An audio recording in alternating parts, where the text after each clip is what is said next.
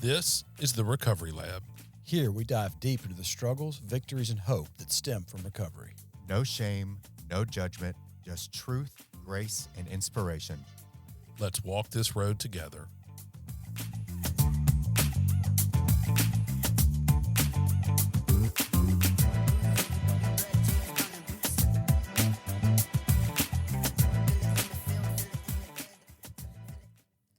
Hey guys, welcome to episode number 124 of Recovery Lab. I'm Brynn Knox. I'm David Sugg. I'm Daniel Anderson. We are Recovery Lab. We are here this week with Nick Spradley. It's super cool to see you in the studio with us, man. I've been watching you for a long, long time, watching you through windows and admiring all your work. It's been really cool. I love seeing people in recovery that come in and just take off like a rocket ship, man. Like come in. It's all about attitude. Like that's what I've recognized in my walk of recovery is like people come in, they expect to just kind of get it by showing up, by suiting up and showing up, going to a lot of meetings. They don't put their hand out. They don't talk. They don't do anything. And they don't get much of nothing. And watching you, it's like I've just seen you always attempt to put the hand out, talk to people, show up at meetings, running sober living houses, and now being the executive director of Shower Power. Seeing you in that venue, I went this last Friday just because I wanted to say hello and see the people. I mean, just like smiling and being attentive. I mean, just your attitude, it just radiates recovery. And like, that's what I'm so excited to get your story here today. I know Brynn's going to hammer you with a lot of really personal questions, a lot of good stuff. So thank you so much. Thanks for coming in, man. What's been happening? Thank you for having me. I'm so excited to be here. Like you said, it's been a rocket takeoff since my departure from prison, and all that stuff. So, it's been great, though. I mean, just like you said, just lending out a hand and stuff has been so important to me, and it's opened doors for me that I never thought manageable that would never happen. And it's just been great. I mean, sobriety's great. I'm grateful to be here. People like you, lived in your house, you've been with me since before I got out. So, you are definitely part of the story, I thank you and a lot of other people that have been there for me, just that saw the potential and gave me a chance, an opportunity to take off. So I'm grateful. Well, I feel like a third wheel. Y'all live together? He came to one of our houses. Yeah. And we're always really slow to take people out of the penitentiary just because you just don't know what you're getting. Yeah. And it's really hard to communicate. And then the scheduling is difficult because they just, you've got to do certain things to get out. You got to get an address. You got to get approval from different people. It's not just show up at a house, but we've got to get a good feel of who's coming out. So it can be really, really hard, but we got to really, because you were communicating with us for a number of months. It wasn't just like call, fly by night. Yeah. And we started to get a real good feeling about Nick. It was like, and before you even came, Chris was like, I think Nick's going to be great. I think I might make him my house manager. Like, dude, he's not even here yet. He's like, just the way he's communicating, the way he's talking, the questions he's asking. He's sober now. I mean, I'll tell you how hard it is to stay sober in the pen. Like, dude, it's miserable in there. It's miserable. I mean, and I remember just like making crappy booze under my bed to like stealing medication. I mean, whatever I could do to avoid reality. Mm-hmm. But like staying sober in there and that you were doing it and not just doing it like, I'm sober, but like doing it like, no, I'm going to meetings. I have a spiritual practice I'm doing. Like, I mean, you were really communicating the stuff that represents I'm being sober here. And so we had a really good feel. But he came and stayed with us for a little while. That's so cool. So wait, how did you hear about David and their houses? Like, what did that process look like while you were in there? Was there someone sort of helping you in the transition part and mentioned his houses or what? Yeah, that's exactly how it happened. So when I was in CMCF, which is here in Mississippi, they have AA meetings. Mm-hmm. And I attended one right off the bat as soon as I got here.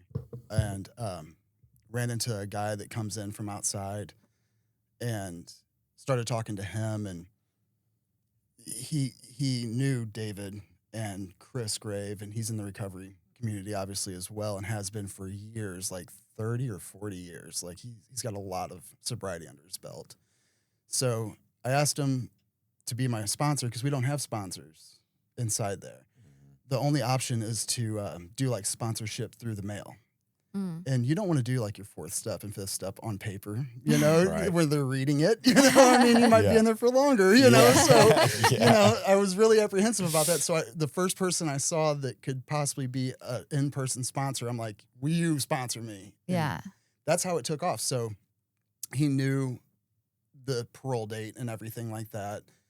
And I asked him, I had read a little bit before that when you get out of prison, it's very smart just to have somebody from our group pick you up and take you straight to a safe place and get you set up. So I took that advice and ran with it and asked him, and he put me in touch with Chris, which is one of David's right-hand men. Yeah. And started talking to him about 6 months before I got out, maybe a little bit longer, and went through so many different scenarios, different houses to go to, and just really felt comfortable with Chris. And like David was saying, they really enjoyed speaking with me too. So that's how it took off and how I got in touch with David, moved into Founder Recovery Homes. So what gave you that like drive to that's what I I'm want to wondering. sponsor and like where did that come from? Okay, so And then tell me about your whole childhood. yeah. Okay, we'll just play this in reverse. How's that sound? Okay, Yeah. so let's back up to December 16th, 2020. I had been running around like crazy and just in active addiction, doing all kinds of stuff, like on the news, wanted. I knew I recognized you. This is in Memphis. You're in Memphis. And so just all the crazy things, right? And disassociated with my family. Nobody wanted to be around me. They were scared. Just a horrible situation. I was at a friend's house in a really nice neighborhood, and I had a nice vehicle at the time, an expensive vehicle. And so at 3 o'clock in the morning, this is what saved me. So at 3 o'clock in the morning, I decided I wanted more heroin. And so I told my friend, I'll be right back. I had just gotten out of the shower. It's wintertime. It's cold. I'm in shorts and a T-shirt. Got in my car, pull up to a stop sign.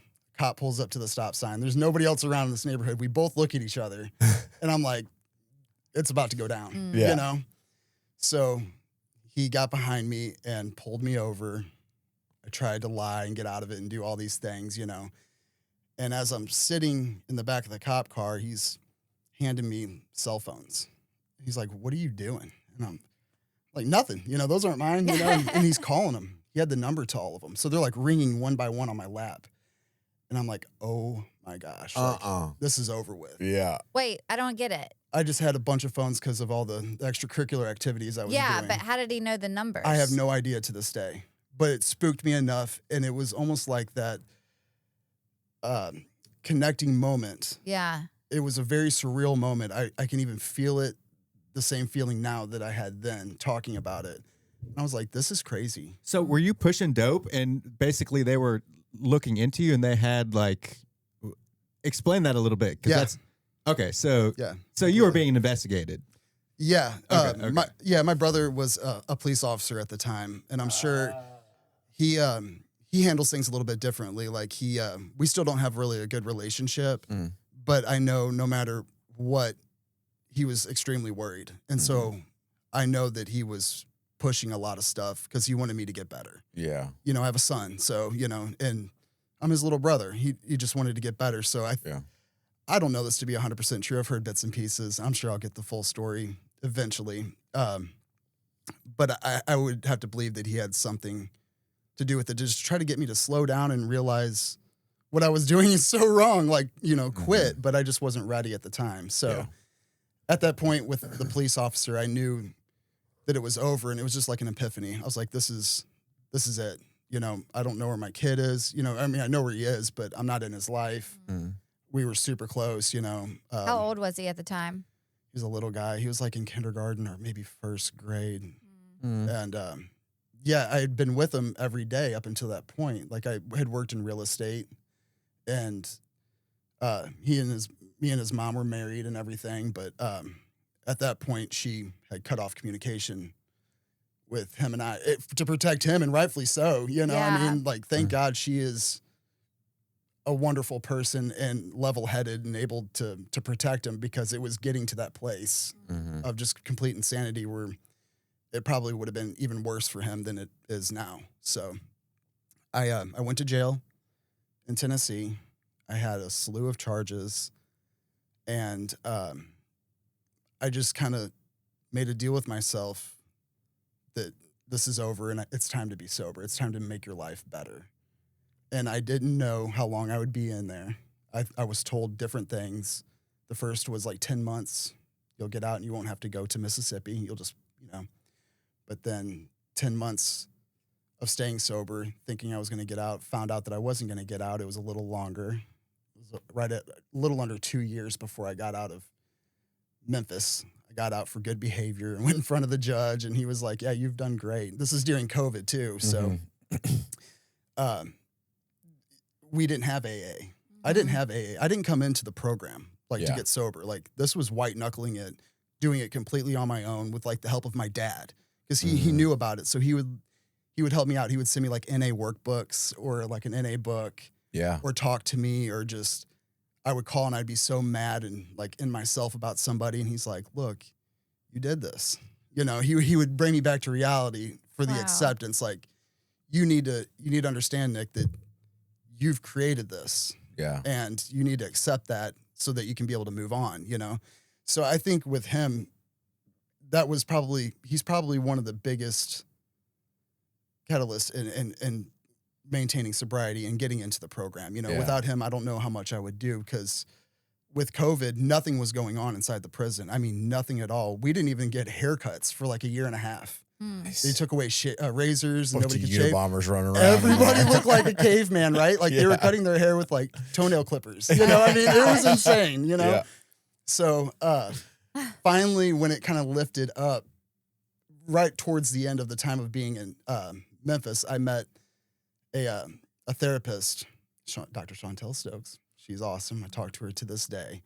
And she took a liking to me as well. And she saw potential, and she was like, you're going to do this and you're going to do fine, and I'm going to help you. Wow. And we remain close until this day. I mean, I still talk to her. She's still in Memphis, still works for the prison system in a different capacity now. But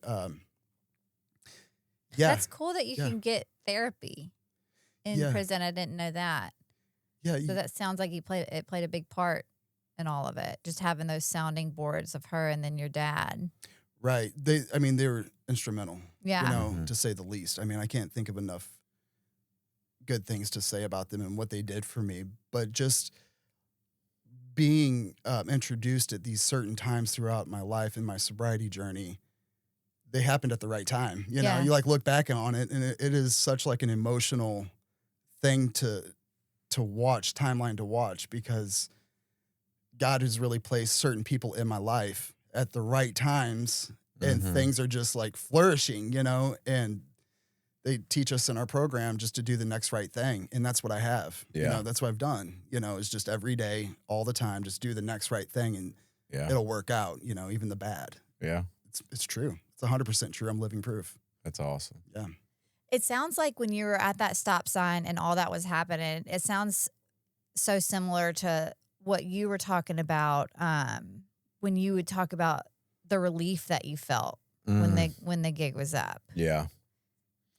Yeah, there'd just be times I'd be out there running and gunning so hard, and I'd see those blue lights, and right after I got over the panic of it, and I knew I was going to jail, it was just like, okay, let's go get some rest. Let's just be done, because it's just so exhausting out there. Just haven't slept, haven't eaten. Everybody hates me. Everybody's out to get me. It's like, I'm gonna just at least go hide in a jail cell for a little while and just be done with it. Done with it. That's funny you said that, because all right, so I never had withdrawals. I was shooting heroin and meth at the same time as many times as I could during the day. It was like an $800 a day drug habit at times. I mean, it was super, there was never enough to keep me, where I wanted to be. And the miraculous thing about all that is when I got into that jail cell, I never had any withdrawal symptoms. That's crazy. That's wild. But I slept. That's one thing I did do. I slept for like 30 days. So I had this jail cellie. Hibernation, brother. Yeah, that's not sleep, dude. It was. So in Memphis, you're in like a tall building in jail, and you go to different floors. You start out on what's called lower level, and then you go up to different floors once you get classified before your court date. So on lower levels, like the first stop, And everybody had known me in the jail at this point, like all the guards, and they're like, "Oh, Nick, you know, it's going to be okay. We're going to get you some medicine and we're going to get you calmed down and stuff." And I'm like, "No, I don't need any." And so I had the cellie, and he was so nice. I'll never forget him. And we apparently moved like to a different floor and then a different floor after that. And when I woke up, what I feel like woke up, you know, like 30 days later, I went there December 16th. So it was like middle of January. I woke up and I'm like, the next year. "Is it Christmas?" You know? And he was like, "Man, Christmas is over with." He's It's like, "I'm a so wrap. glad to see you. You've just been sleeping the entire time." He's like, "They've been bringing your food, but you haven't been eating it." Wow. He's like, "You woke up to use the restroom, you know, like once a day, and that was it." And I do not, it is the weirdest thing. I do not remember that those first 30 days. Wow. I vaguely remember Christmas Eve, now that I think about it, because I had ordered a ton of commissary. I went to jail and they let me keep my money. So I remember like placing an order when I first got there, and I woke up, you know, after all this, and he was like, "Yeah, you just woke up and ate a bunch of like warheads and stuff like that and went right back to sleep on Christmas Eve." I'm like, "Okay, great." He was like, "I'm just so glad you're okay. I thought something was very wrong with you, man." Yeah. You know, he's like, "You've just been sleeping." But yeah, so it was bizarre. And I really, you know, if he ever listens to this, thank you for, you know, looking out for me, man. Right? You know?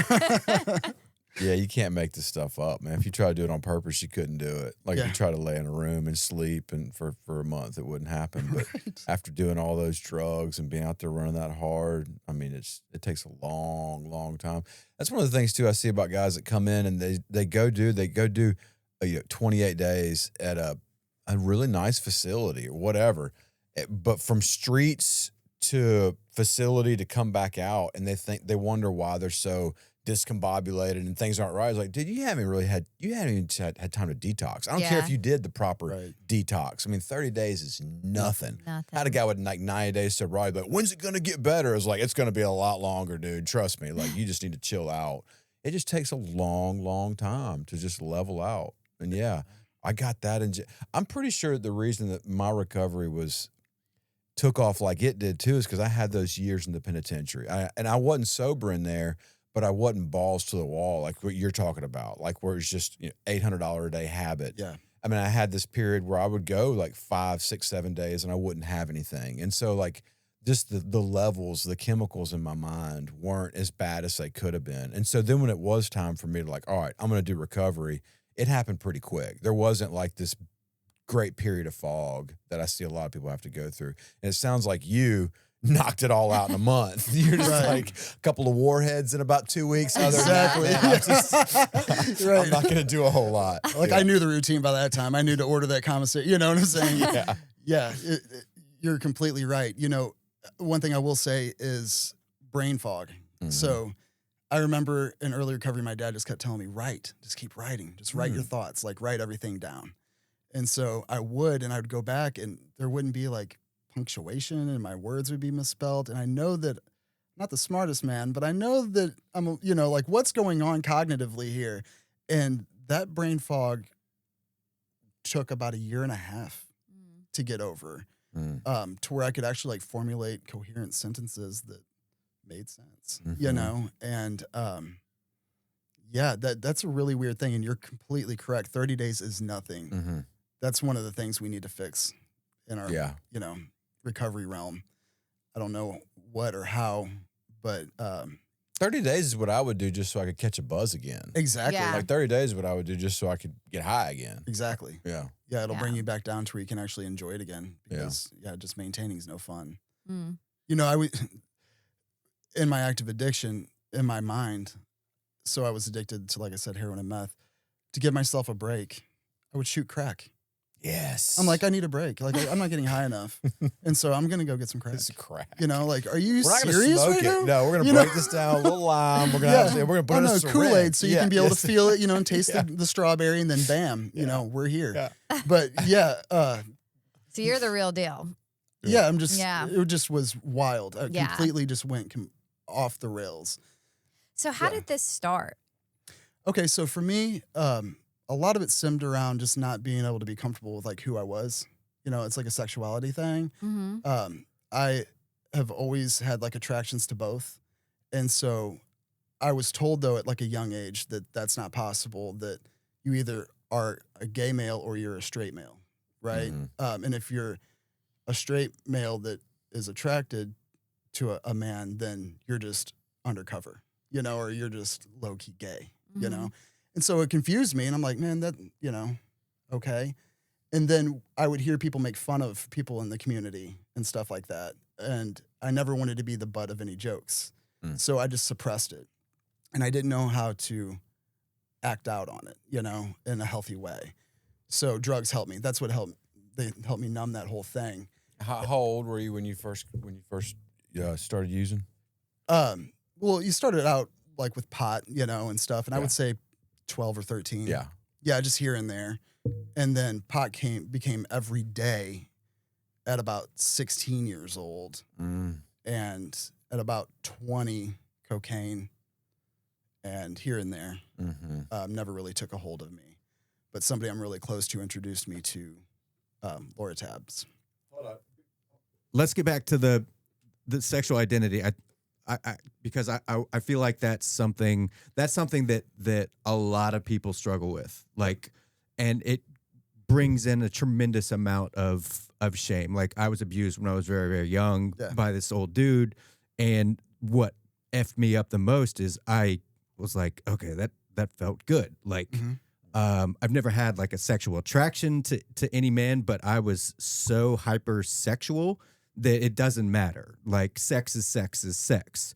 So, and that's something that I struggled with my whole life. Yeah.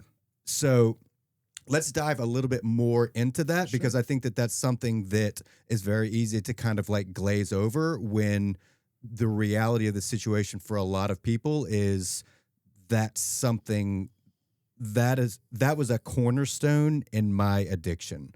The shame, the guilt associated with feeling something contrary to what my parents in the church told me that I needed to feel. So let's dive a little bit more into that for just a little bit, if you can. Yeah, absolutely. I mean, whatever y'all. Sounds good to me.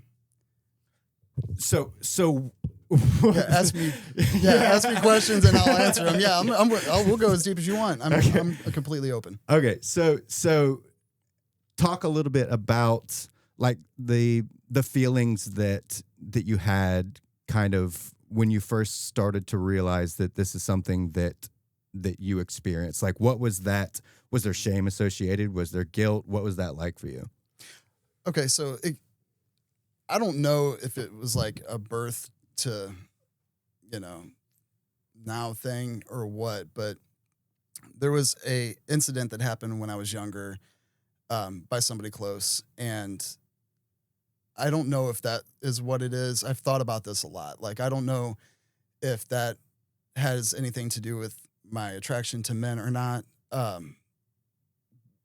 And I've come to terms with that I just don't know the answer to that, so I don't really harp on it as much anymore. But speaking of like shame and stuff, yeah, there was a lot of shame attached, because I remember like when it happened, I like ran out of the room, like was freaking out, but I didn't want to tell my parents because I was scared they would be mad, you know? So I suppressed it for a while. And then like it's not a trauma, because again, I didn't initiate it, but I didn't resist it either, because I was attracted to this guy, and he ended up being a high school principal. And I'm sorry, not a high school principal. He was an elementary school principal, and I was in high school. And he would, we would meet up and like go to the school and act out at night. He would like tell his wife, you know, that the alarm went off or whatever. And so he would come pick me up and we would go hang out. And that went on for quite a while. And I remember at a certain point in the early stages, I didn't want to anymore. Like, I just wanted to act out on it to see what it was like. But he was taking it way too far. Like, I didn't want to tell my parents because, again, I was afraid that they would be upset. And not that my parents are completely accepting of everybody. Like, I come from a really good family that's never really been an issue. You know, you can be whoever you want to be, and they're going to love you regardless. You know, I'm very fortunate in that point. But I was afraid that they would be upset because, like, he's married. And at that age, I still knew better. Like, I knew that this was wrong, you know? And I didn't know how to get out of it. And he's, like, coming by my parents' house, like, driving by my parents' house. He lived in a neighborhood by me. And I just was really freaked out. And I didn't know how to end it. Well, thank God, thank God for me, he fell asleep with his cell phone on, I guess he was looking at whatever website, dating website. I didn't know about anything like that at that time. And his wife picked up the phone, saw it, and a divorce ensued, and it ended it for me, without me having to end it. So I'm like, okay, good. Yeah. It's over, So that's how I came into it. And then I knew that I was attracted, but like I said, I still was having problems thinking like, all right, am I gay or am I bisexual or am I just like straight, but just curious, and just trying to figure this whole sexuality thing out. And I kept it in. That was, if I could say something that would help somebody else out, I would tell them, just talk to somebody about it. Like I wish I would have done that. If I would have talked to somebody about this whole situation, I don't think this drug thing would have ever happened, period. I think that I could have been able to come to terms with it. And like I said, my family was completely accepting. That wasn't an issue. I more or less with my family, it was, I just didn't want to be made fun of behind my back. Nobody wants to be talked about, and I didn't want that to happen. So yeah, I didn't know how to deal with it. So that's where the pot came in and suppressed those feelings. That was the start. I remember just smoking pot all the time, didn't have to think about it. And I will just date girls and try to maintain. But I was always questioned about my sexuality by my peers and stuff like that. I mean, they saw it. I couldn't hide it. Yeah. And it's actually kind of funny because now that I'm open about it, I don't ever get questioned about it. But when I was trying to suppress it, I think you just act louder in your mannerisms and emotions and stuff like that to where people can understand that something's going on that you're hiding, And so that's basically how it came about. And then I started actually dating my wife, my future wife, very seriously. And I loved her. I love her. I still do. Like, we're still. Did she know?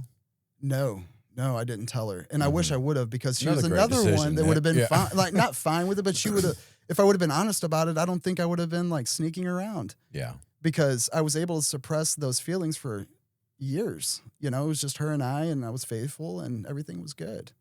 We had our son and everything. It wasn't until the very end that I started having those feelings again, but there I was on drugs really heavily that she didn't know about, and I realized at certain points that the drugs, like I said, were suppressing those feelings, but they just came boiling over and I couldn't contain it anymore. And so now I'm married, right? Yeah. And I have a kid and we are doing pretty well. We have a house and everything like that. How am I going to get out of this? Because I don't want to cheat. I don't want to be that douchebag, but I am. Here we are. So I don't know how to handle this. So more drugs. That was the remedy. So I just kept piling them on and piling them on. Yeah. And then finally with that, again, I couldn't have enough strength to end it myself. So I usually make things explode, just completely blow out the bridge. And that's what happened. I stole money from her parents. And they found out about it and they made a police report, which I don't blame them. At this point, like we're getting like evicted from like our apartment. Like everything's really coming down, They had helped us like buy a house and I trashed that, and burnt that out. I mean, they were helping us nonstop. And so were my parents, they were at this point, like there's no money. I'm not working in real estate anymore. We have this kid. Amanda's working all the time. And, which is my wife. And I'm just using drugs and running wild. And I stole the money from them and they made the police report. I don't believe they pressed charges, but here in the state of Mississippi, I think if you file a police report, the state's allowed to pick it up without the other party's consent. It doesn't matter. It's out of their hands at that time. And so that's what happened. The state came after me and gave me a grand larceny charge. Are you in Jackson? I was in Madison. At this point, like I said, everything was crumbling and we were living with her parents here in Madison. Just right at the end. Yeah. And so she was like, you need to tell me the truth. Like, what's going on? I was like, yeah, I did it. You know, it was just her and I in the morning time or at night. I can't even remember. And she's like, okay, you need to call your parents because you need to leave. You need to figure out what to do. Mm-hmm. So I called mom and dad. Mm-hmm. My dad's like, at this point, we weren't even talking. Me and my parents, I was mad at them about something that I had no right to. I just really was wild at this time. And even though we hadn't talked in like 6 months, I had stole money from them too. I had stole like $17,000 at one time out of my parents' safe. Because at the time, in my own terrible thinking, I'm like, they owe me. Owe me for what? You know what I'm saying? Like, are you kidding me? Yeah, looking back on stories. it. Yeah. And so they were like, you know, just tell me you stole the money. And I'm like, I didn't do it. You know, I'm lying nonstop. So it was like 6 months that we weren't talking. And had stole some like coins and stuff out of there, and just all kinds of stuff out of their safe. And I called my dad and I was like, I need help, you know. And looking back, I only needed help because I was caught, like with the grand larceny stuff. Yeah. So they are wonderful parents. They come and picked me up, you know, and took me back to Memphis, put me in rehab. I will say this too, because this is very important. I think they didn't realize the severity of the issue. So when they picked me up, I was like, I need to get some pills. And they're like, okay, what do you need? I was like, I need $250 and I need you to take me to my dealer's house when we get there. And so they did, like they agreed to it. Mm-hmm. And I, at this point was taking, this is before heroin and meth. I was just taking Loratabs or Percocet 10s, 17 at a time. That was my dose, probably like 7 or 8 times a day. So we get to this house and they give me the money. I go and get it and I come back. I'm sitting in the backseat of my mom's car. My mom's kind of like looking at me and I just take this handful of pills and she's like, you're going to die. You know, like that's her knee jerk. I'm like, no, I'll be great. You know, this is no problem. But it just breaks my heart. I think about this all the time. We never talk about it. Mm-hmm. But I just remember her face, her mouth just kind of like opened a little bit and she was just staring at me. Yeah. Like, oh shit.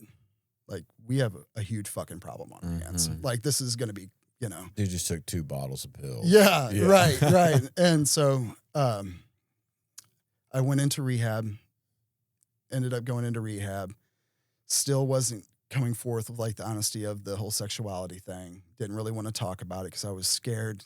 The 30 days, what we were just talking about, I was still cloudy minded. Mm-hmm. So I get to rehab and I don't even know if my parents know this one too. I had denied it. I was like, I'm not doing this because they were going to put me in some like lockdown thing, but it was a good rehab. So I told my parents, I was like, you know, they don't have anything for me or something right now. I forgot what I lied about. And they took me back to their house to wait for that rehab to call. And thank God at that time, the rehab called back and was like, well, we know he's a professional, you know, used to be a professional and stuff. So we have this certain part that we can put him in. It's co-ed and it's like relax and whatever. So I'm like, yeah, I'll agree to that. Let's go. Yeah. So we went to rehab. I get there, do all the intake. This lady tells me that the psychiatrist is going to come evaluate me and give me some medicine, some Subutex or Suboxone or whatever I needed. I was like, okay. So as I'm sitting there, this little guy walks in the door. He knows me. I know him. He's the doctor. And he's like, Mr. Spradley, what seems to be the problem? And point blank, I was like, you know what the fucking problem is. This guy is one that you go give cash to, and he'll write you a script for whatever you want. And I've been doing it. One of the phones that I was talking about earlier had to do with all this stuff. And he's like, oh, you know good, you know good. You get you better. And I'm like, oh my gosh. Yeah. This dude works at the rehab as well. Yeah. So I called my dad, I think later on, or somebody, my mom, and I was like, he's here, you know? And they're like, oh my gosh. You know, this is, you know, how crazy is that? I had no idea. So this guy is like, you know. He's in, man. Yeah. Yeah. Yeah. I don't want to give him any credit because he's still in business to this day. Yeah. And still works at this rehab. It's so bizarre. Wow. You know? I think about that all the time. It is crazy. Yeah. It is crazy. So through rehab, co-ed, relax, plush. It wasn't rehab. Ended up meeting a guy that was a meth dealer there, and he's like, "Oh, we get out about the same time." I'm like, "Cool, this is cool." And I had gotten more high off the Subutex that they gave me in there than I ever been off the street drugs. I mean, I was soaring, and I'm like, "This is That's great," crazy. Yeah. And they do like the taper thing. So 5 days, by the 5th day, you're off. First day is the biggest dose, then it steps down. Mm-hmm. Can I ask? Yeah. So your parents found this treatment center? I don't remember how it came about. We both knew about it because it's in proximity to like our town. It's like the only one that you really go to with like insurance in Memphis that I know of. Okay. Yeah. It's just so dangerous for parents that are looking to like save their kids' lives, and they think that they're picking like the best place for their kid, and it's just so much research has to be involved, and not just like research, but like knowing someone in the industry or something, like having someone that can help you pick the right place. Because it would break my heart as a parent to think like, okay, I'm gonna help my son, I'm gonna save my son, and I send him to a place and he's getting higher than a kite, meeting meth dealers and making plans, Right. It's sad. Right. Like, I don't think that they had besides my dad, he's been to a couple different treatment facilities, or at least one that I can remember, maybe two. And those were in St. Louis. Now we're in Memphis. And so I don't think they really knew of anywhere else besides this one. And I do feel like maybe they were the ones that had said this place, and did they have any experience with Al-Anon at all? No, up to this point? Not at this point. Okay. My mom, I think, did a little bit, or was invited to a group whenever my dad was going through his stuff. But no, they are now, though. I'm actually going to be, they asked me last night if I could speak to their group the next time we're in Memphis. So, yeah. Wow. And that's something that's helped both of us. So my parents are like huge enablers. Like, they just want their kids to do good. My dad had a rough childhood. So did my mom. And Jacob and I basically never really had any real rules. It was whatever we wanted. And Dad, Bob, is so happy-go-lucky. He just smiles, and he's the same, all the time. My mom is awesome, too. She's very much for her kids. So, yeah, we never experienced, like, like real hardline rules. And, like, whenever my dad went through his stuff, I remember my mom not really knowing what to do. She was learning as she went, and she felt probably, I would assume, alone, because at that point, nobody else had really been through all this stuff. So, like, my dad paved the way, and then now here I am, 20 years later, going through the same thing, but way worse. Like, I definitely took the lead on this one. And they went to Naranon, is it? Or Al-Anon? Which one is it, the family? Al-Anon. Yeah. I always want to say Naranon. Went to Al-Anon, and they decided to learn some boundaries. Yeah. And draw some hard lines for me. And that is the best thing that could have ever happened for our relationship, both ways. Because it taught them how to say no. We've helped too much, and you need to find this on your own. Yeah. And it made me actually grow and find it on my own. In turn, gave me like self-confidence and the desire to keep doing it. Because, okay, so I hit this milestone on my own. I can do the next one, and the next one, and the next one without anybody's help. And that is the most rewarding feeling, So them joining that group has been probably a cornerstone for all of us to maintain our family unit. Yeah. Yeah, I'm so appreciative of that. Yeah. Yeah, that was really cool. And they still are active in it, and just making sure we're all just abiding by our boundaries and happy and healthy. And I mean, the boundaries now aren't even like thought about because I don't have to cross them because I'm not doing anything. So it's not like, you're not going to talk to me like this. There's none of those conversations anymore. You're not going to ask me for money. Yeah. Because that just never happens, And actually now it's probably the opposite. Like when I got out, they come down, they're like, what can we help you with? They're just like so excited, that they finally had their son back, and that I've put in the work, and they were there to watch it all through my prison career. Yeah. Almost 5 years, I mean. Okay, so wait, what happened when you left that treatment center? Yeah. What happened between there and prison? Okay, yeah. Without getting too much like into it and like glorifying any of it. Yep. Like how quickly did your life completely fall apart? Almost immediately. I mean, the co-ed thing, I met this girl that was in there that was a property manager of an apartment complex. And she was like, well, you can just come here and I'll hook you up. You can just have your own apartment. I was like, oh, okay, cool. So I left there and went straight into my own apartment. And that was the biggest mistake because I wasn't ready for it, And once I got there, she was in the treatment facility for like mental health reasons. So she wasn't an addict, but she had access to stuff. And so that first night I got out, she brought me some ecstasy. I was like, of course I'm gonna celebrate.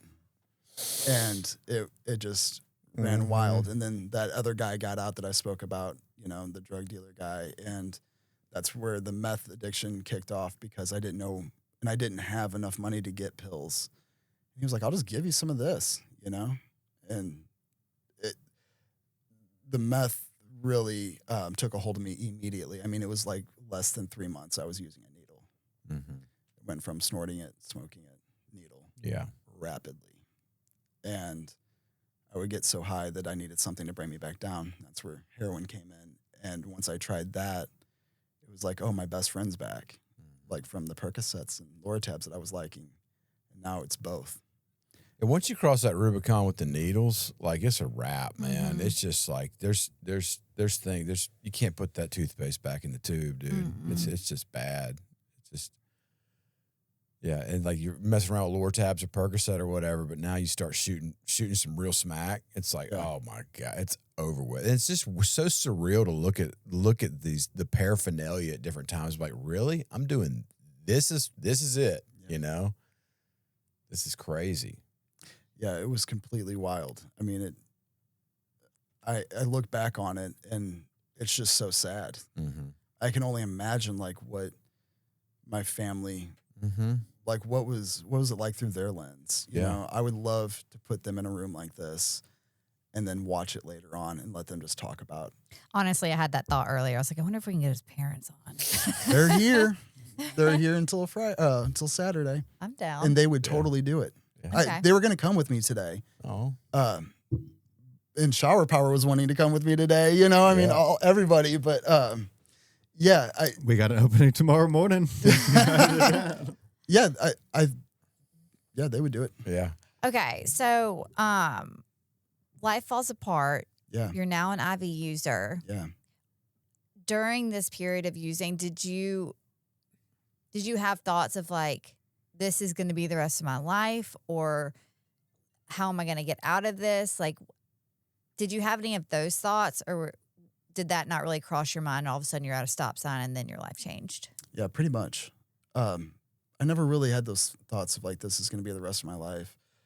Because I was just so consumed in the day-to-day thing. It's a very living in the moment and the next high type of vibe. You're not really thinking long term. Yeah, which is almost freeing in itself because you are living, they say to live in the present. Well, you definitely are. Oh, you in it? Doing that, you're in the present. Ain't nothing, ain't no past, no future. It's right here, what's in my pocket. Yeah. That's right. And it tailspins after that. I mean, you're living in the moment, but everything around you, when you're not thinking forward or learning from your experiences from behind you, it can get real bad real quick. And you're not even understanding of that, but everybody around you is like, lay down, but you're like, I'm good. You're the problem. Mm-hmm. No. Yeah. Okay. So I know we're jumping around so much today, but it's been kind of interesting to do that and see, those different periods of your life. Let's talk about the solution and how that's really, really changed your life. Because when I'm talking to you today and I'm like looking in your eyes and you're describing how you were back then, and this happens so many times when people are talking in recovery, I'm like, there's no way this guy, and all like the time. It's crazy to think about. And so, we were just talking to someone the other day about, the 12-step program and its success rate and stuff. And when people say like, oh, it doesn't work for me, but like it works for millions of people and you're one of them. And in such a way where it seems like there's been an entire psychic change in your life, so much so that you're in a position today where you're helping other people, and you could have very easily not made it there, and so I would love to give credit where credit's due and talk about that stuff and give some people some hope. So when you got out, you get to David's house, then what? So I get to David's house and it feels like I'm going off to college almost, because like I'm back in like a twin size bed, back in a room with, a house with some other Amazon dudes. sheets. Yeah. My parents had come down, to pick me up from prison, and thank God they did, because it just was a good experience for them as well, and they were so excited. So we go to Walmart and get new sheets and new blankets and food and like all the stuff that I need, so I'm going off to college of recovery, here we go, the second chapter. And I remember just like laying in that bed that first night and just being like, okay, cool. I'm free. My parents want to be around me. That's pretty important. I knew I had already had a job lined up at that point to work for the state. That's where I started out. And you had really done some legwork in prison towards the end there, really lining all this stuff up. I can't imagine how important that probably was. Right. And I think just like staying focused and keeping my nose to the ground is what helped me maintain my sobriety while I was in there, because it's so boring and drugs are so plentiful. I mean, and you don't have to drive to get them. And you don't have to have money to get them either. The bartering system works there, so, getting out and then finally being on my own, I had things lined up, but I only did what my sponsor and other people told me to do, All right, so you don't just wait for somebody else to do it for you. You need to find housing. You need to find a job. You need to find a vehicle to get to the job. And you need to start thinking about what you want to do for your family situation. You have a kid. I wasn't able to be in his life while I was in prison. She didn't allow him to come see me. So now that I'm out, I was told, not by her, but by family, that her goal was to wait till I got out, show that I could remain sober. So now I'm out. Now the next leg of this journey is to still remain sober, but also work hard so people can see that I'm serious about this. So what does that look like? The job and vehicle and house and maintaining it all. My problem is sustainability. Like, it's no problem to get the stuff, but can I sustain it? We got to have longevity here so people can understand that you're really working towards it. And so that's what I did. I got out. Took me like a month to actually start working. My parents were really, really helpful. They helped with my rent.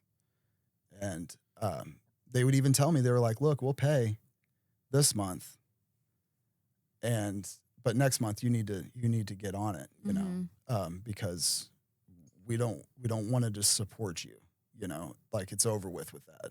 You need to figure this out on your own. So did you believe them? Yeah.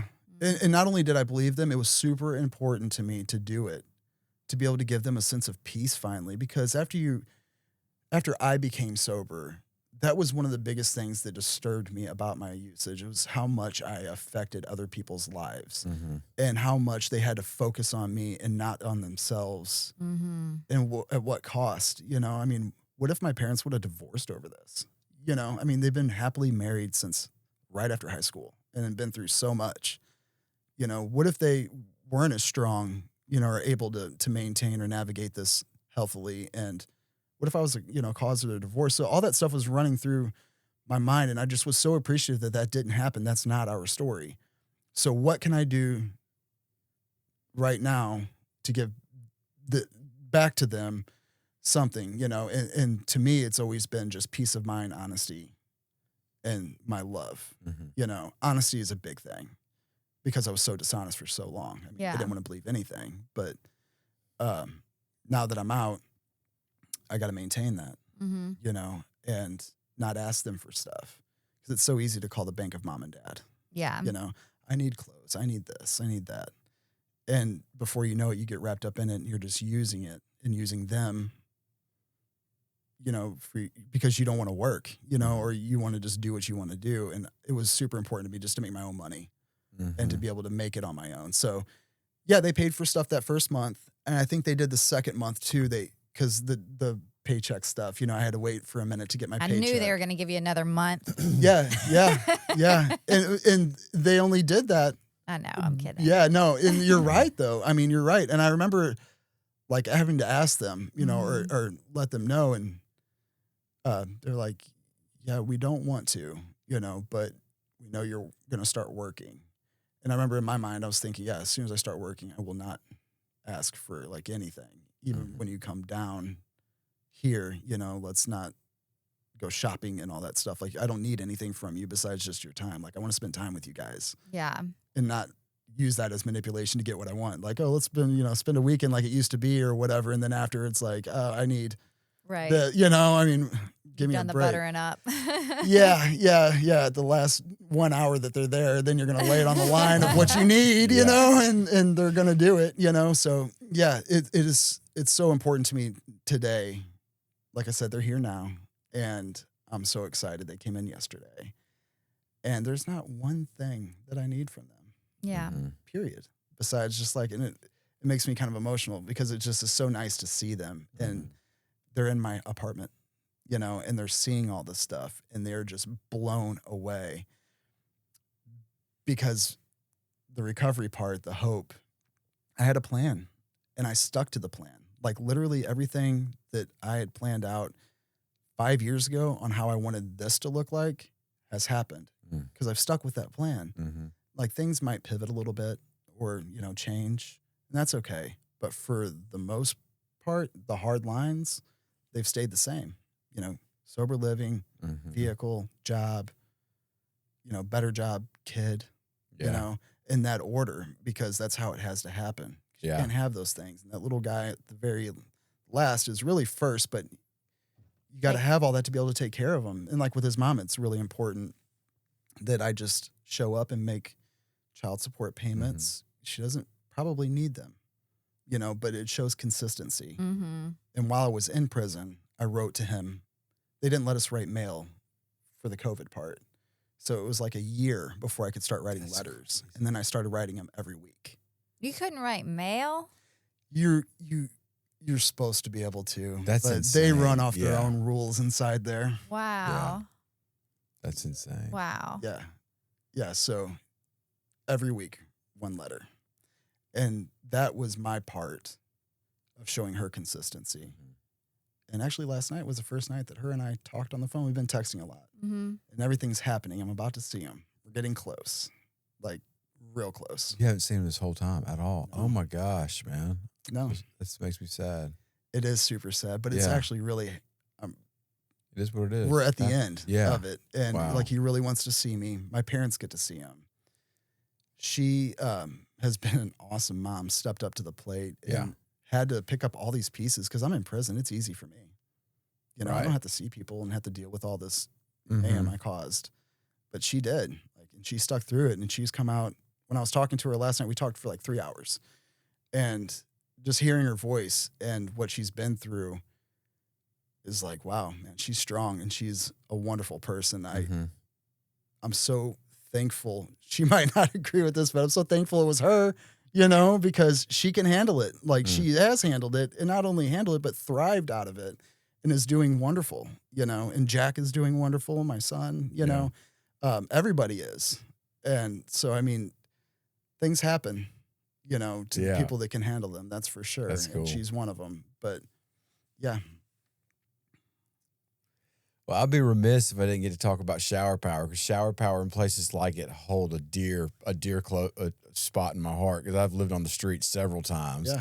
I was on the streets, Mobile for a little while, in New Orleans, and up in parts of Colorado, and I would show up at places like that, and get some clothes, get a lot. It was a place in New Orleans where there's this kid I was hanging out with in the squat. His name was Ishmael. He had a really messed up grill. It was a black kid. It was about 5 years younger than me. Anyway, he had the greatest attitude, and he was kind of showing me around.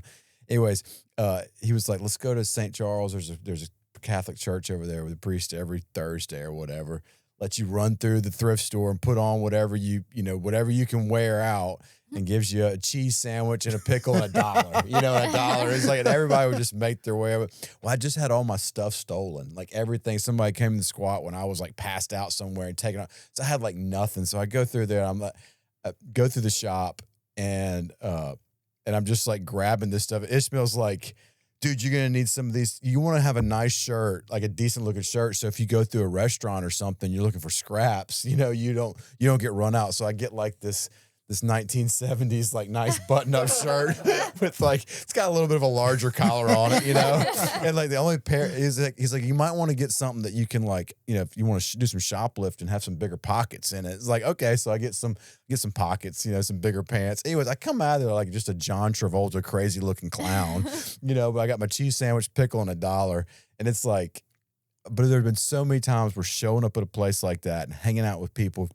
It might not have been the best situation I was in, but I remember those moments of just being like, you know what, I'm not doing so good, but this right here is just everything. To be able to laugh about it and be able to hang out and stand in line while you get food from a volunteer. I mean, that's why I like to go down there now, is to see it. I mean, sometimes it's hard, because the people are at the lowest spot they've ever been, but at the same time, there's joy, there's happiness, and to see you over there getting to do it is just really cool. So you got to tell me, how did you get hooked up with shower power?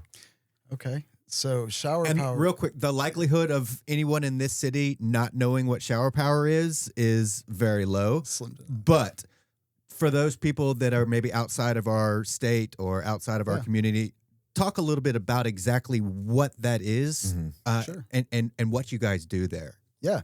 So Shower Power is a ministry that was formed by a lady named Teresa Reckenberger, and she had this idea. She had been talking to different people that are homeless throughout the streets, just stopping and talking to them. One in particular, his name is Benny. She asked him, where does he take a shower? And Benny's response was in the sink at a gas station. Mm-hmm. So it got her thinking, what can we do to bring showers to these people? So she bought a truck and outfitted it with a shower, and then showed back up to Benny, and Benny wouldn't get inside. He would not take a shower in that truck. He just was scared. Shower. Yeah. He's like, I'm not getting in there like this crazy lady, you know what I'm saying? But she was like, she's so sweet, you know what I mean? John hooked a hose up to it. She is such a wonderful person, Yeah. and so she was like, okay, well, what do I do with this truck now? And he was like, take it to downtown Jackson. They need showers there.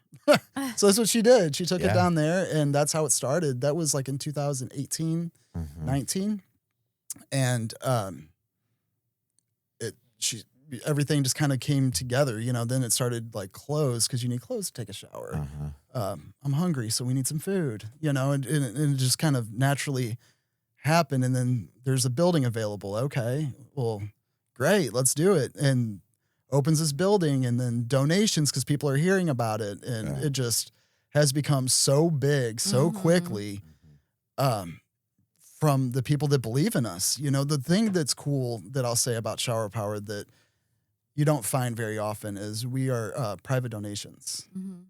That's how we get most of our money, all of our money. And in order to get a private donation, that means somebody's got to believe in your cause. Yeah. If they don't believe in it, you're not getting anything. But we have a huge amount of people that are giving us their time, financial resources, and ideas on what we can do to build Shower Power. So now we're in a building that every Friday people come from 9 to 12. And we have different companies that sponsor lunches. So we'll have a different lunch every Friday. You can get clothes, you can get food, hygiene. Shoot, even your pets can get food. We even have stuff for them. We have it for everybody. Yeah. Suitcases and stuff. These people are unhoused. They're walking around with their bags. Their bags sit on the ground, So we go through suitcases so much. But you can get suitcases and bags, all again, purely off private donations. People literally pulling up with a truck full of stuff, from stuff they don't need to a loved one passing away. We get all kinds of different donations. And we also take on many different things. Like one of the things is like the homeless emergency shelters. Yep. We take care of that. Like if we have something happen, a weather issue. Yeah, y'all have totally stepped up because Jackson just falls completely short. I mean, when we get 20-degree nights, there's nothing. There's nowhere.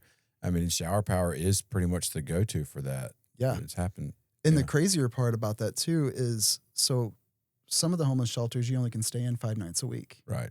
So say the weather hits and you've used your 5 nights, you're out there, So we'll open up an emergency shelter. We have cots because people have donated them, and all the food and everything we need. We'll go to Sam's or wherever we can. Our volunteers will, our donors will, and it is one of the coolest things. I can't wait to go through it. I hope it's bad to say that because it's, a negative thing like for them, but I haven't been able to experience that yet. I've only seen it on paper from my job and analyzing everything that we've done this past year. Yeah. And when I went through that file the other day, I'm like, this is awesome. Like, I don't know how they made this happen, but I mean, it just was, and this is just from paperwork that I was seeing, just an outpouring of love. Yeah. And making sure that they're okay, that you're warm and that you have everything you need. So we do stuff like that. Then we also help with like case by case stuff. Victims of domestic violence, people with drug addictions. We're putting people in rehab. You were there, I think, last Friday, and we were putting 2 people in rehab. Really? Yeah. Yep. I just sent one guy off to Boynton Beach, Florida. He's on his way to rehab, and he got there. We put him on a bus. He got down there. They received him. That's awesome. And now we're still in contact with him and everything, and he is loving life. I mean, he's at the beach. You know what I'm saying? Like, that's awesome. Yeah. Yeah. So yeah, he did that all on his own too. A lot of times I can speak for myself. If you want to go to rehab, here's my phone, figure one out. Yeah. And let me know, because you got to do the work. You got to decide, kind of like what you were talking about earlier. You have to go somewhere that is going to help you. And so the rehab's a huge part of it.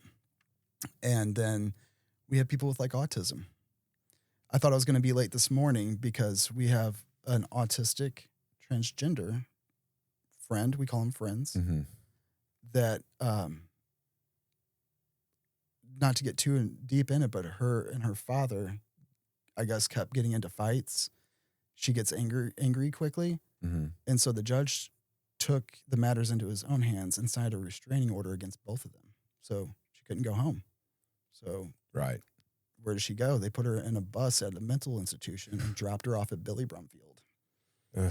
So, I mean, we're talking about like 4th or 5th grade education level. Yeah. Living on the streets now as a transgender, which has a whole slew of issues I don't know anything about. Yeah. So where does she go? She came to the right place, because how I got involved with it was living in David's house. You either work or you volunteer. That's kind of one of the requirements, right? Yeah. You got to be doing something. Do something. Yeah. And one of my friends introduced me into shower power. So I started volunteering there and fell into it quickly. And that first volunteer experience, I met this person. It happened to be that same day that she was dropped off. Wow. Didn't know where to go, and they guided her to shower power. And so now I'm in a capacity to help people. I like get paid to be a good person. That's awesome. Like this is surreal. And we get to help. I get to help. Like, that's my job. So this morning I had to go and take care of some stuff. Yeah. Get some things done. Make sure she's okay. And after I leave here, we got another guy that got knocked in the head with a gun or something in the hospital. who does he call? Shower Power, you know, because he needs some clothes because they cut his off. You know what I mean? This is how it goes, you know what I mean? Yeah. But that's what I do every day, you know, and that's what Shower Power is. We are there for you wherever you're at. Yeah. We want to see you do better. We want to see you get off drugs. We want to see you in a house. Mm-hmm. But that's not reality. That's not the way it goes. Mm-hmm. And the controlling person in me wants that, but I have to learn not to be controlling. I can't control the outcome. So I just meet you where you're at. Mm-hmm. And so does everybody else at Shower Power. And we just try to exercise on what skills we see in you to be able to sharpen them, to hopefully get you around to your own realization that you can have a better life or whatever life you want to live. Even if you want to be homeless, that's cool. Yeah. Like whatever you want to do, you know, if you want to, a majority of the people, as you know, want to be like, they don't want to be in a house. Yeah. They'd rather be outside, which is mind blowing to me because I'm not used to that. That's not my life. But then you got to think about, okay, if that's what they want, where did they come from? Mm-hmm. Like what environment did they leave that they think that this is pretty suitable? You know what I'm saying? For the most part, you know? Yeah. Yeah. So just with Shower Power, the wonderful thing about us is we get to help such a wide array of people. And in turn, it feeds me in my recovery. Oh, yeah. It's my service work. Again, I get, you know, get my service work in, you know, I get my daily dose of everybody and I feed my ego because I feel good at the end of the night, you know, and I'm like, good job, Nick. You know, you did great today. And thank you to, you know, all the people that helped me in my recovery. They don't realize that. That's not something we talk about because usually it's just one way. I'm helping you, right? And I'll share my experience if it comes up, but they're really helping me more than I'm helping them. Yeah. I saw something y'all shared the other day. Y'all helped some guy find his birth certificate. Oh, yeah. We do IDs and birth certificates for free. That is so cool. Yeah. So if you can get a free ID or birth certificate, and we have CPAs that come in and they sit down every Friday and they fill out your paperwork. You fill it out one Friday. If you were born in state, chances are you'll get it next Friday. If you're born out of state, it might take a little longer. We have certain situations, like if you're adopted, if anybody's listening, you know, that's adopted, and once one, that's a little harder because a lot of times they're sealed, but we still will work for it. And you get those 2 forms of ID, and then you get to go to the Social Security office and get your Social Security card. Now you have all 3 forms of ID that are the key to anything you want to unlock in life. You know, you have to have those 3 forms. Everybody, you know, it's just how it is. And it's a cool service you guys do. And that's like again, we talk about being unhoused, but like that's my time at Shower Power. The time because I worked for probably about 2 months. I was working on the ID stuff. That's what I did. Instead of like shopping or just greeting people, because I realized these people like almost become unpersoned. Like they have absolutely nothing. Like I don't have a driver's license. I don't have a Social Security card. I don't have a birth certificate. I've got nothing but this like basket of stuff that I got here at Shower Power last week. That was it. And you're just meeting them and they don't really have the life skills or the communication skills to follow up because it's a process. And they show up and they give their name. They sit down like what you said with somebody who's going to help them get this stuff. They got to come back next week. And if they don't, then they don't get to follow up. And so it's really, really hard for them to just get the things that they need to get. Then when they do get an ID, that a lot of times they lose them. You know, it's just incredibly difficult. And it's just like, you just like vanished, man. You can't do anything without those 3 things. You know, a birth certificate, a state ID or a Social Security card. I mean, just like, who are you? Yeah. And they have that feeling. It's really, I'd say the saddest thing is for me, it's been like, there's people out there that were like me that I could tell that they were just living outside because they could do it and they could get away with what they want to get away with. But like meeting the single moms, like walk up with like 2 kids and like where y'all staying? Like then they point to a 30-year-old car. Like that's where we live in that car. And you meet that family every week. There's a couple of them up there and it's just like, man, this is real. This isn't just like you've made some bad decisions. Yeah. You know, it's like, no, like you've got a raw hand that somebody's dealt you. Yeah. And if you want some gratitude and you want to know you're in the right space, like go up there on a Friday morning, hang out for a little while, and shopping or getting IDs or whatever. That has always I've always liked doing that.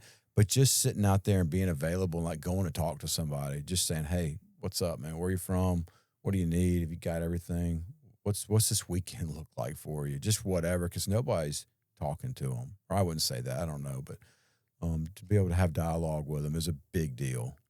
Yeah. So, like, if someone is listening and they're like, well, I want to help, do they need to be a part of whatever organization is, like, sponsoring that week? Or can people just come and be like, hey, where do you need me? They can go on our website, and my phone number is listed on there, and they can contact me, and we can get them in for volunteering. I highly encourage people to contact us before they want to volunteer, because it's always good to touch base and kind of explain different scenarios and different things and what to expect and what to do and what not to do.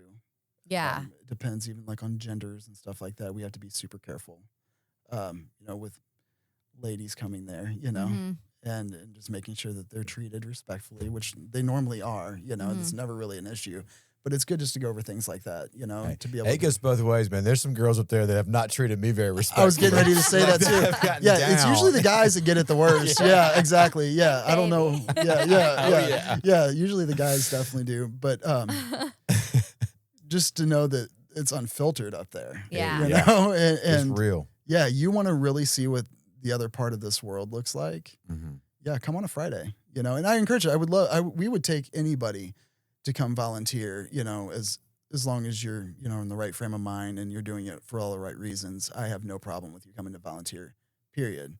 Like, we're actually having kids come. I just talked to Holy Savior Catholic Church on Sunday. I went to their youth group. We have 7th grade through 12th grade. And 7th grade is really on that line of like, should you really come, but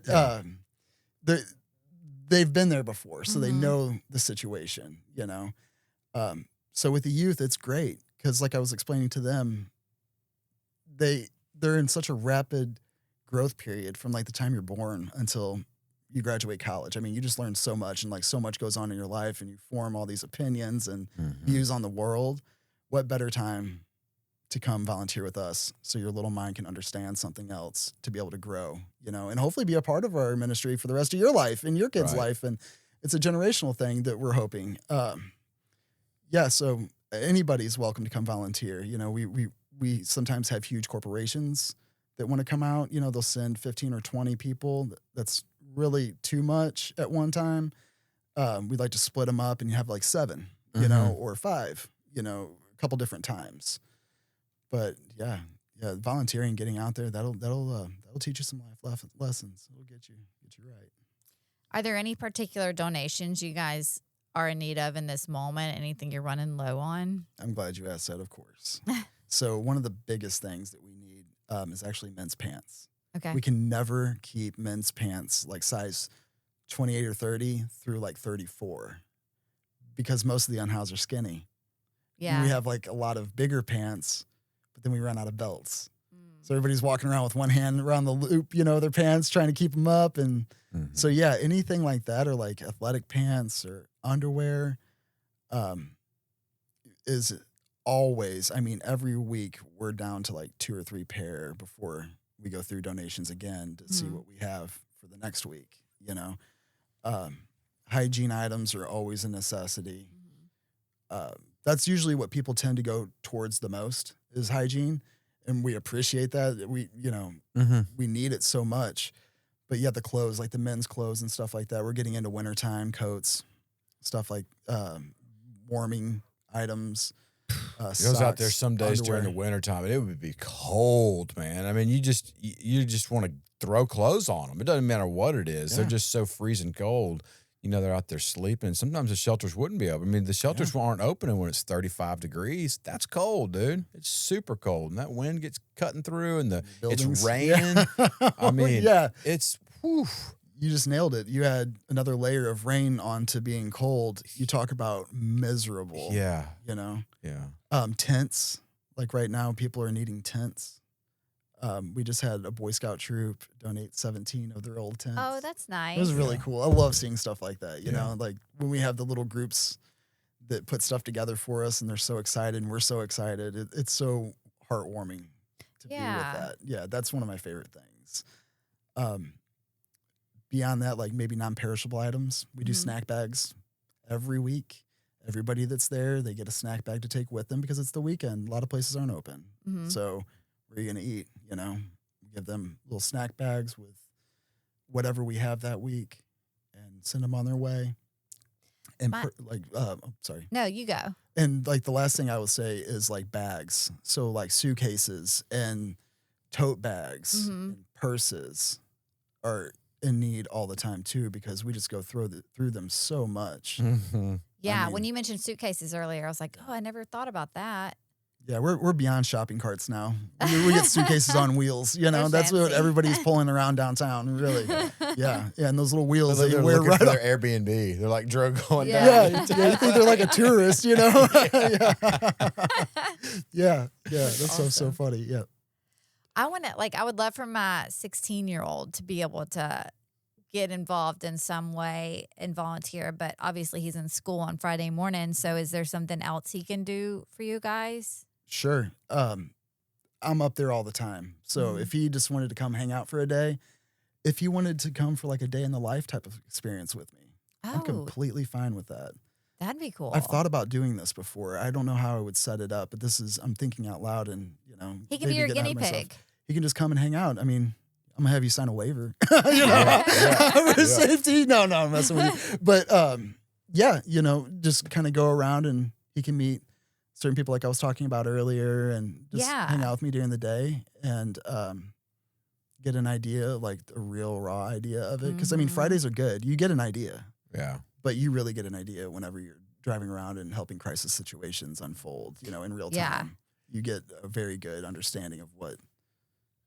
To go from riding around with a bunch of cell phones, trying to figure out how I'm going to get a bag of dope at 3 a.m., wonder how this cop got my number to all these different phones, to now run around the streets of Jackson trying to help as many people as possible on an everyday basis. I mean, if you're looking for a recovery story, you can stop looking. This is it. This is amazing. It's really, really cool. And I'm excited about what you've done, but also I'm excited about what I know I see God working in your life, and I see you got this energy and this attitude that's just like, this is going to be a good story to watch. I hope that you can come back and talk more with Recovery Lab. Your parents want to come on. I thought about getting my mom on here, old Betty Sugg, to come in here and talk about what it was like raising David.